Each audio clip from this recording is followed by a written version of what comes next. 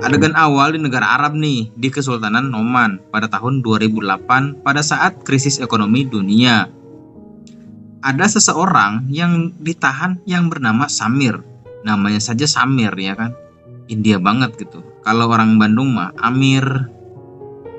Samir ditahan karena tuduhan kerusuhan dan pembunuhan. Kemudian ia didatangi oleh Misra, yaitu orang dari kedutaan India. Ya tujuannya pasti untuk mengklarifikasi kejadian dan menolong jika memang bisa ditolong ya kan. Mengingat Samir hanya rakyat biasa yang tidak mempunyai kekebalan diplomatik atau kekebalan seperti Limbat gitu. Dan jika ada masalah di negara tersebut, ya berarti kita harus ikuti aturan negara tersebut ya kan. Tergantung kasusnya lah yang pasti. Tapi saat ditanya, Samir hanya berkata ia hanya ingin Nargisnya kembali. Lalu siapa Nargis? Dan kita akan kembali ke negara India nih sebelum semua ini terjadi. Dan Samir masih jomblo ya kan, yaitu di daerah Lucknow pada tahun 2007. Singkat cerita dijodohkanlah Samir sama Nargis ini ya kan, oleh kedua orang tuanya, bukan oleh tetangganya. Pada pertemuan pertama Samir kayaknya udah suka nih sama Nargis. Ya iyalah, gue juga mau kalau dijodohkan sama yang kayak gini mah ya kan. Tapi sebelumnya, sebagai laki-laki sejati, Samir juga bertanya lebih dulu nih sama si Nargis. Yang intinya, jika tidak mau, jangan dipaksa, Neng. Karena sesuatu yang dipaksa itu emang gak enak, ya kan? Kecuali kalian orang-orang yang suka memperkosa hati nurani orang lain. Oh, sudah bener baik sih, anjing. Singkat cerita, mereka menikah nih. Karena sebelumnya, Samir juga udah sering lihat profilnya Nargis di medsos gitu. Seperti saya, ngintip medsos pacar orang. Tapi ngintip doang, gak pernah godain lur. Karena kasihan sama cowoknya. Karena saya tahu, mendapatkan hati itu perlu proses, bahkan perjuangan. Jadi curhat anjing. Baru 1 tahun kemudian, mereka sudah dapat ujian hidup nih lur. Yaitu pada tahun 2008 terjadi krisis ekonomi yang parah. Samir harus menutup usaha kecilnya, karena konsumen sudah tidak bisa lagi menggunakan jasanya. Saat Nargis turun dari bis, Nargis juga nangis-nangis. Samir berpikir ada yang telah macam-macam sama istri gua nih, gitu kan. Tapi ternyata Nargis menangis karena ia di PHK dari perusahaannya. Masya Allah. Ya singkat cerita 3 bulan berlalu lah. Bukan hal mudah bagi pasangan suami istri nganggur selama 3 bulan ya kan. Gak ada duit gitu kan, 3 bulan ngapain.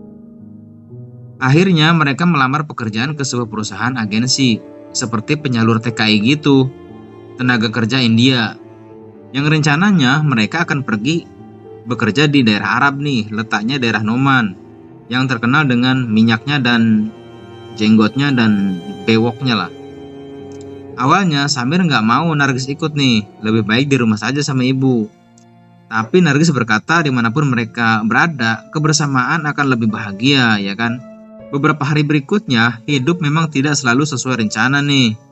Pak Nadim dari agensi mengatakan Nargis harus berangkat lebih dulu ke Noman karena Nargis dapat panggilan kerja lebih dulu. Dan Samir beberapa hari berikutnya lah insya Allah. Yang artinya Nargis harus pergi sendiri tanpa suaminya di negara asing ya kan. Nadim juga mengatakan Nargis tidak akan pergi sendirian kok, ia akan pergi bersama para gadis-gadis lainnya juga. Singkat cerita, berangkatlah Nargis ya kan. Dan Samir menunggu panggilan di rumah dan juga kabar dari Nargis.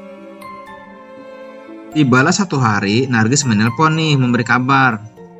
Akan tetapi Nargis terdengar tersiksa gitu dan meminta pulang ke India. Dan juga terdengar suara laki-laki yang merebut teleponnya Nargis. Samir otomatis panik dong ya kan. Lalu Samir pergi ke agensi penyaluran TKI bersama polisi juga. Tapi Nadim agensi berkata dengan alasan saat penjemputan di sana, Nargis tidak ada dalam rombongan dan tidak tahu siapa yang menjemput Nargis di sana. Polisi menyarankan Samir harus pergi ke Noman dan minta tolong kepada kedutaan India di Noman. Kemudian Samir memaksa agen Nadim untuk membuatkannya visa turis saat ini juga. Dan Nadim mengabulkannya karena ketakutan ya kan. Singkat cerita, Samir berangkatlah ke Noman untuk mencari Nargis dan alamat yang diberikan agen TKI. Keluar dari bandara, ia bertemu dengan sopir taksi bernama Hamid Ali Murad. Masya Allah. Murad sopir taksi yang baik nih, yang kebetulan ia juga keturunan India. ia mengantarkan Samir untuk membeli kartu telepon di sana, untuk menelepon nomor-nomor petunjuk yang diberikan Nadim agensi. Tapi sampai di sana, semua data yang diberikan Nadim tidak ada yang akurat. Bahkan nomor telepon semua tidak aktif. Bahkan ia telepon balik ke India, ya kan? Ternyata Nadim juga sudah menghilang setelah diinterogasi oleh polisi, ya kan? Kemudian ia mencoba melaporkan kehilangan istrinya kepada polisi di sana, tapi ditolak oleh polisi. Polisi berkata, Samir harus melaporkan dulu ke kedutaan India. Sesampainya di kedutaan India, Nadim direspon oleh Ibu Sonia nih, ya kan? Samir melaporkan kejadian yang sebenarnya kepada Bu Sonia. Namun Sonia berkata, ini masalah serius dan harus Wakil Dewan Jenderal yang menangani hal ini. Namun sayangnya, Wakil Dewan Jenderal sedang ada di luar kota nih. Jadi Samir harus rela menunggu kabar berikutnya. Dan Sonia berjanji akan membantu Samir dan melaporkan masalah ini kepada Wakil Jenderal. Kemudian Samir pergi lagi nih bersama Murad, si sopir taksi, ya kan. Nah, saat Samir melihat seseorang menelpon Murad, ia juga melihat kode nomor yang digunakan si penelpon. Dan itu sama dengan kode nomor yang digunakan Nargis saat menelpon dirinya waktu masih di India. Nah, dari situlah Samir pintar nih, ya kan. Ia mulai melacak nomor yang digunakan Nargis saat menelpon. Ia berpura-pura akan membayar tagihan menggunakan nomor tersebut, dengan alasan itu nomor bosnya. Kemudian diketahuilah bahwa pemilik nomor itu bernama Valpres Al-Siraji, dan juga berikut alamat rumahnya yang berada di Baituseb. Kemudian Samir melaporkan kepada Sonia di kedutaan India, ya kan, bahwa ia akan pergi ke Baituseb, ya kan, karena Samir merasa ia telah menemukan alamatnya.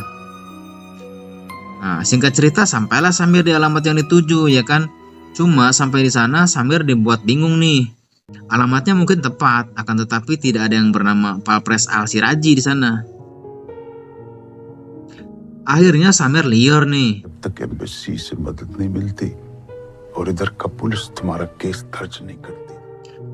Murad akan membantu sebisa mungkin masalah Samir. Murad juga meminta temannya untuk menyelidiki siapa itu Valpres Al-Siraji. Setelah Murad mengetahui dari temannya, Murad bingung nih mau ngomong apa sama Samir. Murad hanya mengatakan sebaiknya tunggu orang kedutaan saja yang mengurus. Tapi karena Samir terus mendesak, kemudian diketahuilah bahwa Siraji adalah kepala mafia di sana dan juga orang yang hobinya menjual gadis-gadis. Mendengar hal itu, Samir otomatis pusing bin jangar, ya kan? Dengan emosi yang mulai memuncak tapi tidak tahu akan berbuat apa, ya kan? Yang membuat tubuhnya lemas. Kemudian karena Samir yang sudah kebelet gitu, Samir meminta Murad untuk mengantarkannya ke daerah esek-esek, yang tentu saja untuk mencari istrinya, ya kan. Tapi desain rumahnya begini amat ya lur. Kalau di Indonesia desain rumah seperti ini udah pasti masjid ini, bukan tempat esek-esek. Tapi ya udahlah ya. Hingga tiba di sebuah rumah yang cukup besar nih. Seperti biasa Samir melihat foto-foto wanita yang akan Samir sewa, ya kan. Akhirnya Samir menemukan foto istrinya berada di situ juga. Samir mulai gemetar dong, ya kan, karena ia tak kuasa menahan emosinya. Ingin cepat-cepat memukul orang yang lagi duduk di depannya. Tapi Murad menahannya. Kemudian Samir menunjukkan ia ingin gadis yang bernama Nargis. Awalnya orang itu heran, jauh-jauh dari India, masa iya sampai sini milih orang India juga gitu ya. Tapi ya udahlah ya, yang penting duit. Tapi Samir harus menunggu sekitar 10 menit nih, karena istrinya sedang disewa orang lain. Samir auto tambah emosi dong, ya kan? Mendengar istrinya lagi dipakai orang gitu kan. Meskipun ditawarkan gadis lain, ya tentu saja Samir memilih istrinya lah, karena tujuannya memang untuk mencari istrinya, bukan untuk buang ingus, ya kan. Setelah itu, istrinya keluar nih. Samir kaget banget nih. Istrinya yang lemes ditambah dengan luka-luka lebam di tubuhnya. Samir berusaha membangunkan Nargis, tapi gak sadar-sadar nih Nargis.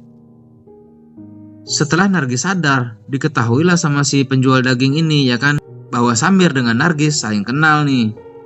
Maka terjadilah bentrokan Samir dan si penjual daging, ya kan.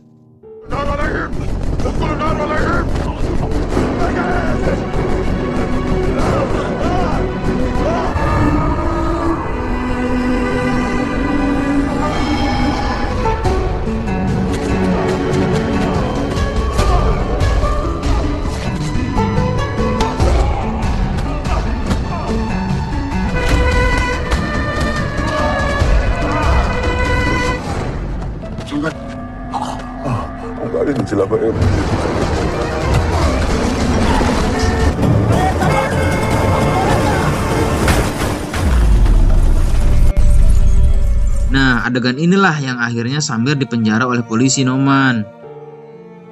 Dan semuanya telah dijelaskan kepada Misra, dewan dari kedutaan India. Kemudian datanglah komandan polisi yang bernama Faiz Abu Malik. Ia mengaku dari kepolisian khusus lah untuk keamanan di negaranya, atau bukan dari polsek yang pasti. Kemudian ia meninterogasi Samir nih, ya kan, yang sepertinya Faiz Abu Malik nggak begitu percaya sama keterangan Samir, ya kan.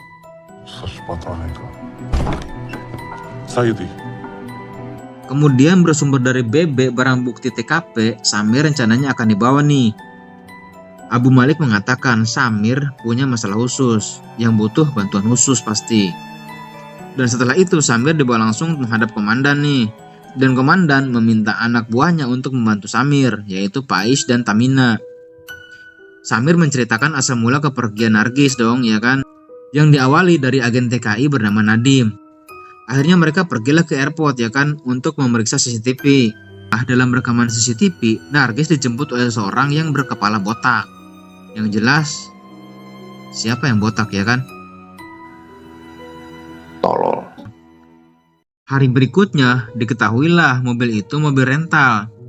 Setelah mereka meretas sistem keamanan rental mobil. Dan pria botak itu bernama Ishak Rijini, asal Aljazair. Ishak adalah seorang koordinator model luar negeri juga, ya kan? Ia terkenal juga sebagai pekerja model internasional yang sukses. Setelah itu Ishak mulai mencium aroma tidak enak nih. Ia mengetahui gerak-gerik mulai terbaca. Dan ia meminta anak buahnya untuk menyingkirkan Nargis. Singkat cerita, polisi mendapatkan laporan ada jenazah wanita yang dibakar. Kemudian polisi meminta Samir untuk mengenali jenazah itu. Awalnya sih Samir mengira itu bukan Nargis, akan tetapi setelah melihat kalung di jenazah itu, Samir mulai shock berat, ya kan, karena ia yakin jenazah itu adalah jenazah istrinya, yaitu Nargis. Adegan ini parah banget sih, sedih banget jika kalian yang belum pernah nonton gitu. Singkat cerita, akhirnya pulanglah Samir ke India dan diantar oleh Faiz Abu Malik. Tapi di kantor, Tamina mendapatkan laporan hasil forensik. Dan Tamina menyadari hasil forensik tidak sesuai dengan data milik Nargis. Tamina yakin jenazah wanita itu bukan Nargis, ya kan? Tamina sebisa mungkin menghubungi Samir supaya tidak terburu-buru kembali ke India. Tapi Samir tidak mau meresponnya. Yang ternyata Samir punya rencana lain nih. Setelah kematian istrinya Nargis, otomatis Samir ingin balas dendam dong, ya kan? Akhirnya Samir nggak jadi pulang, ia memilih bersembunyi. Kemudian Tamina mengetahui Samir tidak pulang ke India. Setelah Tamina menelepon petugas di bandara bahwa tidak ada yang bernama Samir di pesawat itu, ya kan? Kemudian Tamina juga menduga Samir tidak pulang ke India karena ia akan balas dendam kepada Ishak Rijini. Hal itu diungkapkan kepada komandannya, ya kan? Karena Samir mengetahui Ishak adalah orang pekerja di bagian model, maka Samir membuat akun palsu nih di sebuah media sosial. Ia berpura-pura sebagai wanita berasal dari Yordania bernama Roxiana. Ia berpura-pura meminta bantuan kepada Ishak Rijini. Karena di India Roxiana tidak memiliki siapa-siapa. Singkat cerita, Ishak bersedia membantu Roxiana dan Samir mulai membuat strategi. Kemudian Samir menemui Murad, si sopir taksi nih, yang baik hati dan tidak sombong, ciri-ciri orang soleh seperti saya. Bagi Samir saat ini hidup bukanlah segalanya, ya kan? Yang penting baginya saat ini membalaskan dendam atas kematian istrinya. Kemudian pergilah Samir menemui Ishak, ya kan? Dengan menyamar sebagai wanita asal Yordania. Ia juga diantar oleh supir hotel. Sehingga Ishak mempercayai bahwa itu adalah Roxiana asal Yordania.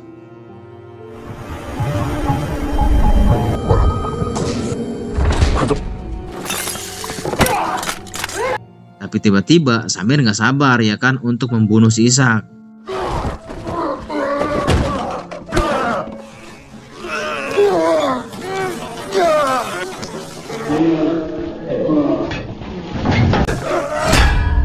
Ishak mengatakan bahwa istrinya Samir sebenarnya belum meninggal, bro. Hal itu dilakukan supaya Samir cepat pulang ke India. Ia sengaja menyembunyikan Nargis dan Nargis disembunyikan di dalam mobil kontainer. Awalnya Samir nggak percaya, tapi kemudian datanglah Pais sama Tamina dan mengatakan Nargis masih hidup. Otomatis Ishak nggak jadi dibunuh oleh Samir, ya kan? Seneng banget lah si botak, ya kan? Nggak jadi dibunuh. Bahkan ia mengucapkan terima kasih kepada Faiz gitu.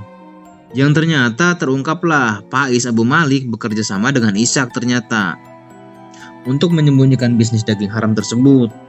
Faiz kemudian menembak Tamina dan Samir pergi mencari kontainer yang berisikan daging-daging yang akan dijual. Setelah Samir mengetahui istrinya ada di dalam, Samir membawa kabur mobil kontainer itu, ya kan? Dan Faiz berhasil membunuh teman kerjanya yaitu Tamina, ya kan? Faiz juga melaporkan bahwa Tamina mati dibunuh oleh orang India yaitu Samir, ya kan? Kontainer itu rencananya akan dibawa Samir dan akan dibawa langsung ke kantor polisi. Namun ketika Samir menjelaskan yang terjadi kepada Misra, sambungan telepon mereka terputus. Maklumlah di gurun, ya kan? Gurun pasir. Di tempat lain, Faiz Abu Malik malah menemui Hakan Rabani asal Aljazair nih, yaitu ketua penjual daging. Faiz melaporkan bahwa ia telah membunuh rekannya demi keamanan mereka. Secara kebetulan di tempat itu ada intel yang sedang mengawasi gerak-gerik mereka, ya kan? Maka dilaporkanlah ke kantor pusat bahwa Faiz Abu Malik juga berada di sana. Dan ia juga mengirimkan foto-foto barang bukti Faiz Abu Malik yang diterima juga oleh komandannya Faiz. Hingga tibalah Samir di kantor polisi, ya kan? Ia ditangkap oleh beberapa polisi. Tapi ketika Faiz Abu Malik akan menembaknya, hal itu dicegah oleh komandan. Sungguh tembakan yang akurat, ya kan? Auto aim gitu kan? Gak kayak PUBG. Dan disitulah Samir melampiaskan emosinya kepada Faiz hingga babak belur. Akhirnya Samir berhasil menyelamatkan hidup Nargis, meskipun Nargis sudah pernah sudahlah ya. Dan Faiz harus dihukum tembak mati. Samir mengucapkan terima kasih kepada Murad karena telah banyak membantunya. Dan film pun habis. Akhir yang cukup berat bagi Samir dan Nargis, ya kan? Yang tentu saja hal itu akan membawa trauma